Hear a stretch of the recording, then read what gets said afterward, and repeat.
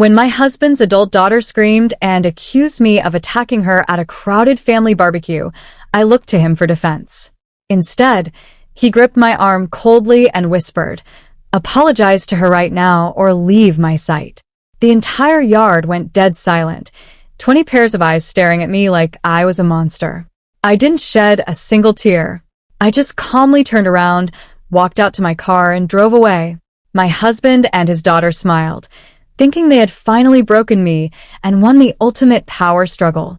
They thought I was driving home to pack my bags in shame. What they didn't know was that the house they were returning to wasn't actually his anymore. Follow my story until the end to see how a single plate of spilled food exposed a multi-million-dollar betrayal, and comment the city you're watching from. The sizzling smell of charred burgers and sweet barbecue sauce filled the humid afternoon air, but the atmosphere in the backyard felt completely freezing.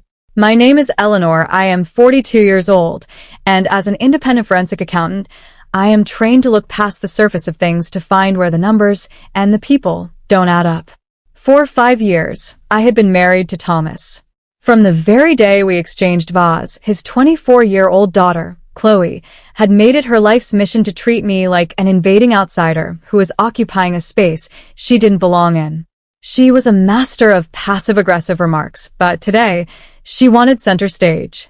I was calmly carrying a heavy glass tray loaded with ice-cold drinks near the roaring commercial grill, entirely focused on not spilling anything. Suddenly, out of nowhere, Chloe deliberately and sharply took a massive step backward, slamming her shoulder directly into my chest to force a collision. The tray shattered on the bricks, sending ice and glass flying everywhere. But instead of apologizing, Chloe instantly erupted into a performance worthy of an Academy Award. She began sobbing hysterically, clutching her arm, and screaming at the top of her lungs so that the entire yard fell dead silent. She pushed me. Eleanor just tried to shove me face first into the burning hot grill. Every single conversation stopped instantly as 20 pairs of eyes locked right onto me. The echo of Chloe's scream still hung in the air as Thomas rushed over from the patio, his face twisted in immediate anger. He didn't ask what happened, nor did he look at the shattered glass by my feet. He simply wrapped his arms around Chloe, whispering comforts as she leaned into his chest, smirking at me over his shoulder. Then, Thomas turned his gaze toward me, his eyes colder than I had ever seen them in our 5 years of marriage. He stepped forward, gripped my arm with an icy, unforgiving pressure, and delivered the ultimate public humiliation.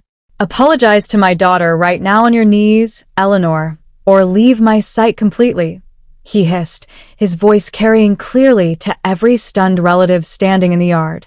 The deep, stinging hurt I expected to feel vanished instantly, replaced by a sudden, absolute clarity. Looking at his rigid posture, I realized Thomas would always willingly sacrifice my dignity and the truth just to appease his daughter's toxic, dramatic tantrums. I didn't argue. I didn't raise my voice, and I refused to give either of them the satisfaction of seeing a single tear.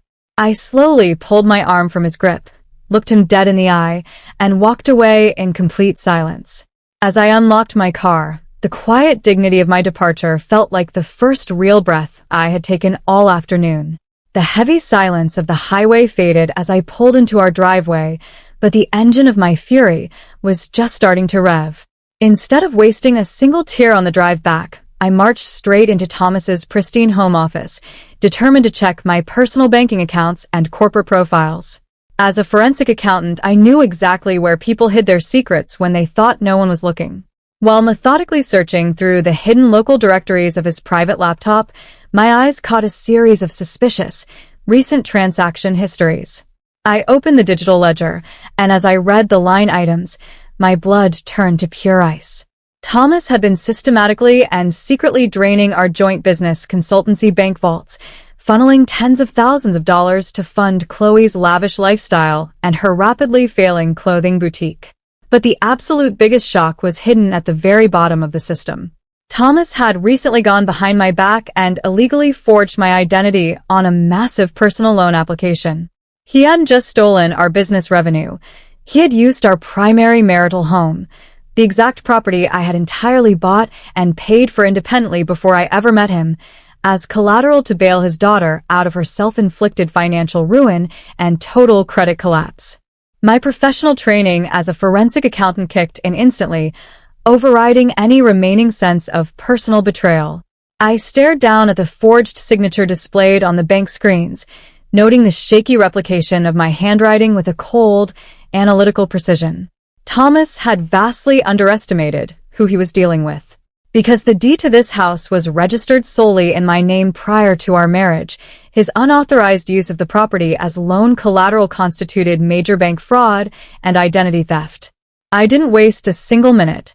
I immediately called my personal real estate attorney and a trusted forensic financial investigator, scanning and emailing them crisp, high-resolution copies of the illicit bank logs right from Thomas's own desk. Within an hour, my legal team had successfully flagged the transaction, triggering an immediate freeze on our joint business consultancy accounts and sending a formal fraud alert directly to the lending institution. The board was officially flipped. Next, I contacted an emergency locksmith who arrived at the house within 20 minutes, swiftly changing every single exterior lock to ensure my security. For the final touch, I grabbed a stack of heavy-duty cardboard moving boxes from the garage. Methodically and silently, I packed up every piece of Thomas's designer clothing, his expensive watches, and his personal memorabilia, neatly taping the boxes shut. By the time the afternoon sun began to dip below the horizon, his entire life was reduced to a neat row of cardboard containers lined up on the front porch, and my sharp legal counterstrike was perfectly locked and loaded. I stood by the grand window, entirely ready to reclaim my life, knowing the truth would soon completely dismantle their arrogant illusions of victory. The low rumble of Thomas's car finally echoed in the driveway hours later, cutting through the quiet twilight. Through the window, I watched him and Chloe get out of the vehicle, still laughing and casually joking about their public victory over me at the family barbecue. Their smiles vanished into instant confusion when Thomas stepped up to the front door, inserted his key, and realized it wouldn't turn in the newly replaced deadbolt.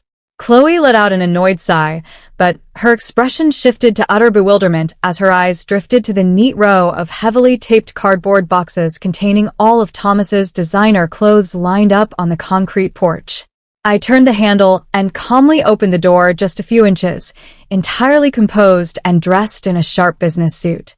Standing directly behind my left shoulder was a burly, uniformed private security guard, and to my right stood a certified legal courier holding a formal, stamped digital printout.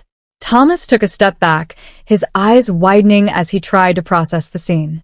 He opened his mouth to launch into a practiced, furious argument about his rights, but I didn't give him the chance to speak a single syllable. I didn't yell, and I didn't show an ounce of the anger they expected. Instead, I smoothly reached out and handed Thomas a comprehensive written notice detailing his frozen accounts, the active loan fraud investigation, and an immediate division of our marital assets. Thomas tried to bluster his way past the guard, his face turning a deep, angry shade of crimson as he clutched the legal text. "What is the meaning of this ridiculous stunt, Eleanor?" he boomed, attempting to use the same intimidating tone that had crushed me at the barbecue.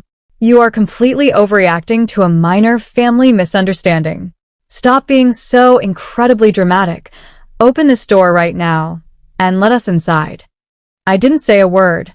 Instead, I calmly pressed play on my phone, broadcasting a crystal-clear recording of a call where he explicitly discussed forging my name, followed by the official bank verification proving he had committed identity theft to bail out Chloe's drowning boutique.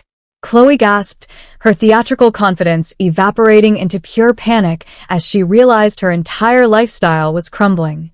She tried to yell at me, but I smoothly cut her off, informing her that the boutique's fraudulent funding was officially gone and the bank was already recalling the loan. Thomas slumped against the porch railing, the terrifying reality finally hitting him like a physical blow. His public betrayal at the barbecue hadn't broken me. It had cost him his home, his business reputation, and quite possibly his freedom. He looked down at the warnings in his hands, trembling as the security guard stepped forward to ensure they remained outside on the lawn. Chloe began to cry, begging Thomas to fix the situation, but he could only stare at me in absolute shock. The power dynamic had completely shifted, and they both knew there was no escaping the consequences. I watched their arrogant expressions completely dissolve into absolute desperation as the weight of their greed crashed down on them, leaving them stranded outside the very sanctuary they tried to steal away from me tonight forever. 3 months later, I stood in my lawyer's office, signing the final terms for an absolute, unconditional divorce. Because of the overwhelming forensic evidence of bank fraud and identity theft, Thomas had no choice but to surrender all claims to our shared business assets to avoid active criminal prosecution. Today, he lives in a cramped, drafty studio apartment on the edge of town, working exhausting 60-hour weeks at a low-level firm just to pay back his compounding debts, while Chloe's boutique faced complete liquidation and bankruptcy. As for me, I sold the business consultancy for a massive profit and used the money to start a fresh, beautifully peaceful life in a quiet coastal town where no one knows my name. Standing up for my dignity at that barbecue didn't just save my finances. It completely broke a toxic cycle of disrespect and gave me the strength to realize my true worth. Now, I am incredibly curious about all of you who have followed my journey until the very end. What would you have done if you found yourself standing in my exact shoes that afternoon? Have you ever had to face a similar betrayal from the people who were supposed to be your family? Please share your thoughts and comment below. Meanwhile, I am leaving 2 other incredible channel favorite stories right here on the final screen that will definitely surprise you. Thank you so much for watching, and I will see you in the